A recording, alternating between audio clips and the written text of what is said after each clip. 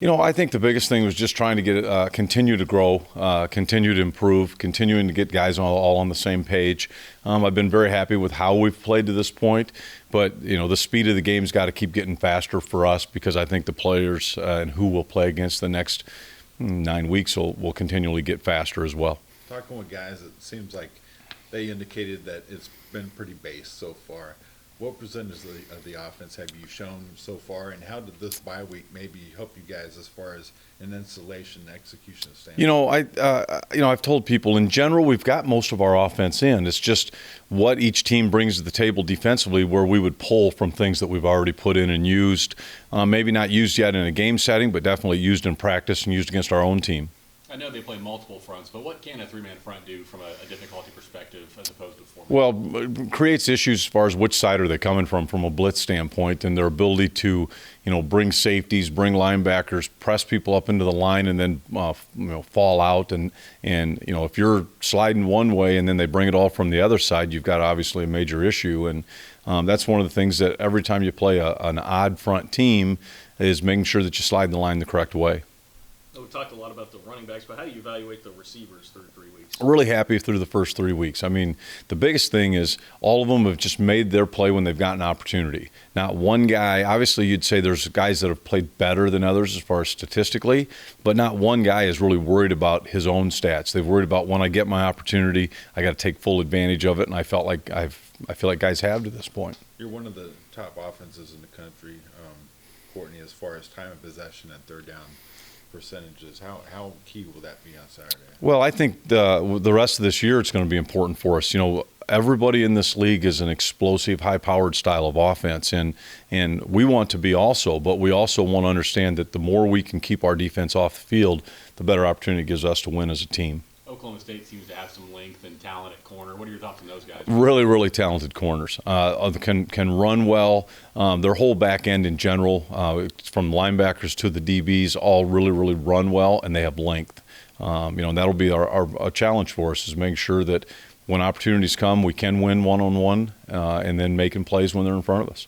Jordan Brown put up some really good stats with limited touches in the last game. Is that a situation where you go back and look at it and you think maybe you can work harder to get him more involved? Yes and no. Yes, from the standpoint of the more opportunity we can get to let him make plays in space and go one-on-one with people, the better opportunity I think we'll have to be successful. But specifically trying to put a play in for him that takes a play from someone else, it's more what's the defense giving us? How can we use all the talents that everybody brings to have a great opportunity against the defense we're playing? So each week will dictate a little bit more how much Jordan compared to James, compared to Harry, and what they bring to the table. In regards to the freshman running backs, a guy like Josh Youngblood, do you see them getting more in-game reps or less as conference play? It'll depend a little bit on each one. I'll use Youngblood as an example. I would see Youngblood continuing to play, and the more and more he gets comfortable, not that he's not already comfortable, but just with Big 12 play now, with the speed of the game, I think we're going to play him, and I hope he'll keep getting more and more reps. How comforting, I guess, is it to have a quarterback like Skyler who's won in Stillwater, then won in Starkville 2 weeks ago, and probably won't be shaken by that? It's always a huge deal to have a trigger guy that feels comfortable in the environment, and you're never totally comfortable until that game gets going and you know what that first 3rd and 3 is and how you perform. But he's been there. Yes, when it kicks off, he'll be nervous just like everybody else. But once he gets going, I think he'll settle into it, and I think he'll handle that environment. I've got to ask you about the running game. K-State's off to the fastest start after 3 games in the last 70 years, and this is coming from a running back crew that didn't return any carries from the previous season.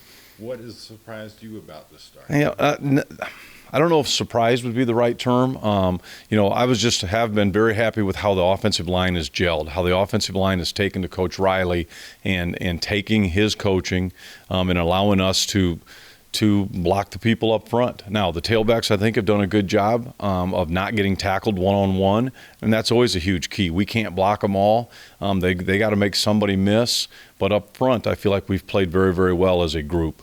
Off the top of your head, is there a guy or two on offense that maybe we wouldn't be writing about because we don't see the stats or that kind of stuff, who's who's producing pretty well for you? Probably Blaze Gammon. He just understands everything. He has zero busts. He'll play the entire game, and when you get done grading him afterwards, you say, not flashy, but not one thing that I would write and say, hey, fix that as far as knowing the offense. Now, there's some technique things, some fundamental things that he can still get better at, but the understanding of our offense I've been extremely impressed with. So going back to time of possession, is this the kind of game where you really ideally want to have like a 10 to 15 play drive? Oh, at the gate? would love to. I don't know that it needs to be out at the gate. It just needs to be in general. If we can get a drive going and stay on the field and they'll go put it in and score touchdowns, the more times we can have a 10 to 12 play drive that scores rather than the 3 play drive that scores, it's going to help us as a whole team. That's a 3rd and 5 play where you gave the ball to James Gilbert down by the goal line. How much of a show of confidence is that in him to make that play call? Because he made that play, it was a great deal. Now, we felt very comfortable with the call. It broke down a little bit, and he had to make a great play to get us the first down. But he's been through a lot of battles now. I mean, he's a senior, but was a very, very, very, very good player coming here, and has done nothing to make us think that he's not that. And I was very impressed with that play specifically. Just in a general sense, how far ahead do you have to think on a play like that? Are you thinking next 3rd and 5, I want to do this, or is it just something that? You're trying to look at what they've done against you to that point from a 3rd down standpoint, but that one changes a little bit also now that you're in the red zone, and they play a little bit different in the red zone compared at the 50-yard line. But we've got confidence that we can run the ball, even if it's 3rd and 6, 3rd and 7, 3rd and 8, that we can run the ball. Now, it doesn't always work out, obviously, but we're gonna make them defend our entire offense if we can.